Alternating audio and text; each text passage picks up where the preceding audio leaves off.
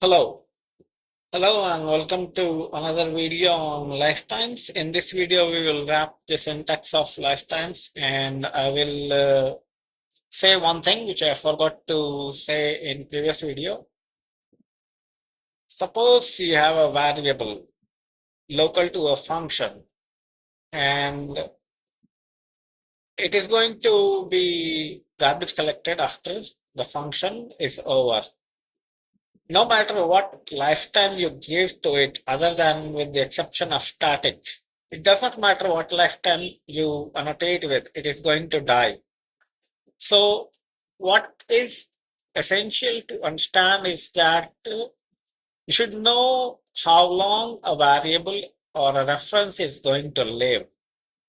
So, for example, static variables are going to live forever, and anything which is on heap will live as long as you have a handle to it and you use it.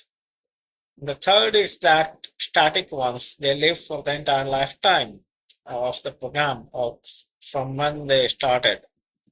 So once you know the basic life of a variable, you know that what kind of annotation is useful for that. Lifetimes are somewhat related to the types. Suppose we want an integer, okay? Now by default, that type will be i32. So if you want to write let I is equal to 5, but you want it to be i64 or u64, then you give the type.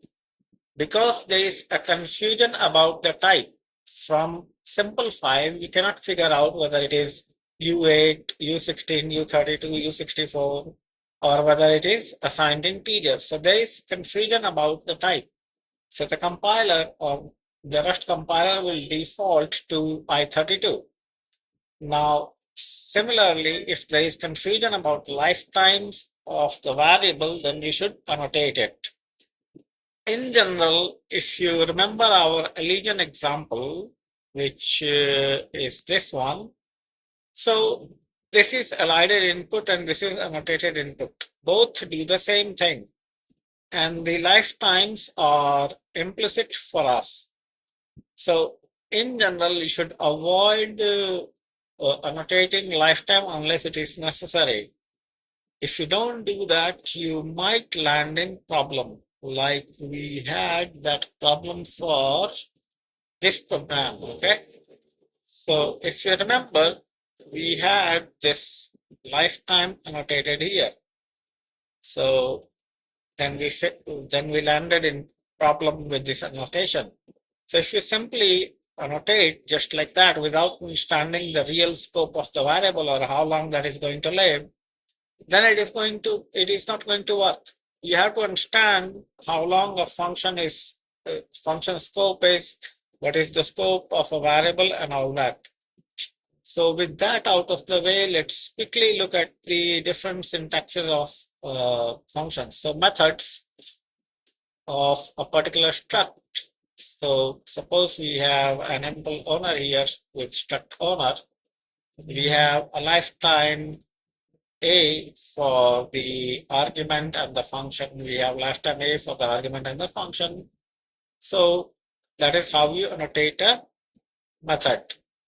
Then we have structures. So for example, in this program, there is a borrowed structure which has a lifetime a, and it takes a reference as an argument to create the structure. So the reference when you take should outlive borrowed, because if that is not the case, then the borrow will become invalid. So that's the reference must outlive. Similarly, there is a named borrow struct which has a lifetime a. Then x and y references should outlive the struct named borrow variable, whatever you create. Similarly, we have nm. So here you see x and y, these are owned values and they will live as long as the program lives. So they have kind of static lifetime, which will be in this case longer than borrowed, okay? And named borrow, and similarly for other ref. So it is going to work. So this is how you annotate the lifetime of structures.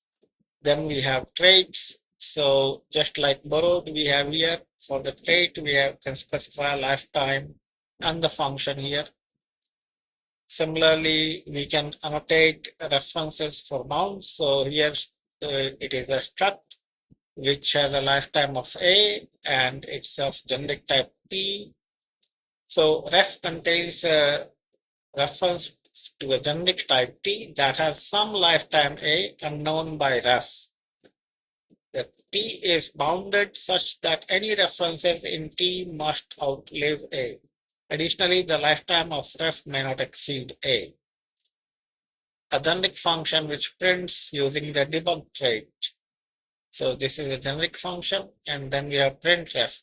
Here reference to T is taken away. T implements debug, and all references in T outlive A. So this bound, you see how we specify lifetime to the bound. Okay. So then we have person. With person, you have to remember that the longer lifetime can be coerced to a shorter lifetime, but a shorter lifetime cannot be coerced to a longer lifetime. So for example, we have a first variable, we have a second variable within the block. So after this block, second is not going to be alive. And then we have multiply function with lifetime A. And we have first and second with two different lifetimes. Sorry, same lifetime in this case, and we multiply first and second. Then we have a function choose first, which has two different lifetimes, A and D. Okay. And here A is at least as long as B. So you need to be clear about the syntax and what you are going to return. So see, the lifetime A of first is longer than B. So it can be coerced to the shorter lifetime B. But the reverse is not true. Now the special one is static. Static means it is going to live forever. So we have a static variable num of type i32, 18, and we have a static string in a block. So even though we will lose the handle static string, it will go to the data segment of the process binary and it will remain embedded there. Then we have a lifetime num 9, and lifetime num is passed to course static. Now this has a very short lifetime here. So course static will take a lifetime A and it ignores the input, but it returns something with lifetime A, and it is returning num. Now num will be coerced to have lifetime A, but num has static, which is a longer lifetime. So the lifetime static will be coerced to lifetime A, which is a shorter lifetime, and that is why it will work. The reverse won't be true. Okay. So that is the static lifetime example. Then we have another example of static as a bound. Okay. So input here should implement the debug and should satisfy the static life bound. Now this is something which you should be very careful about. Ideally, you never want to expect static variables. That's a very bad idea. It poses very severe restriction on what input we are going to receive.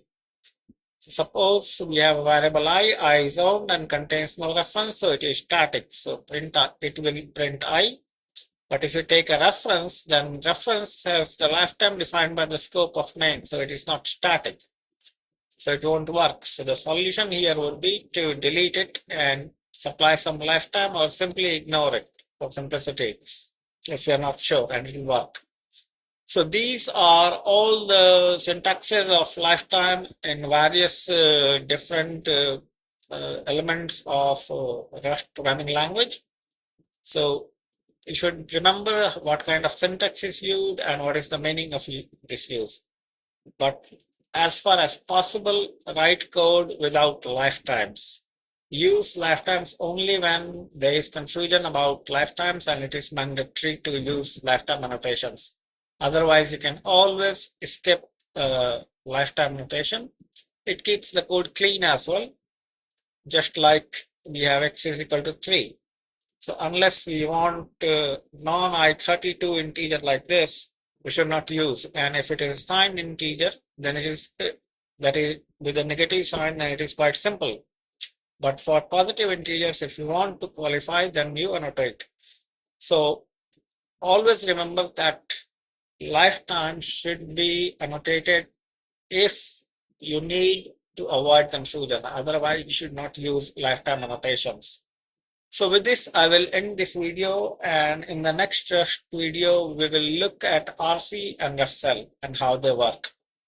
And after RC and RefCell, we can deal with the other standard library elements. I would like to cover standard library of Rust, and after that we will go for multi-threaded programming. Multi-threaded programming is quite involving, so I will defer it as long as possible. Maybe after standard library, or in fact, I think before standard library, we should learn functional programming of Rust, and then we should approach the standard library. So for functional programming, the main one is iterator.rs, which implements all the functional programming stuff for Rust.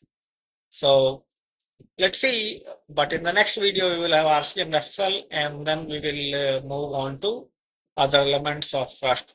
Perhaps we will cover certain aspects of standard library, which are very common and very useful. And then we will move on to functional programming and see how we can go further. So with this, I will end this video here, and I hope that you have enjoyed this video and found it useful. So I'll see you in the next one. Thanks a lot for watching the video. Enjoy.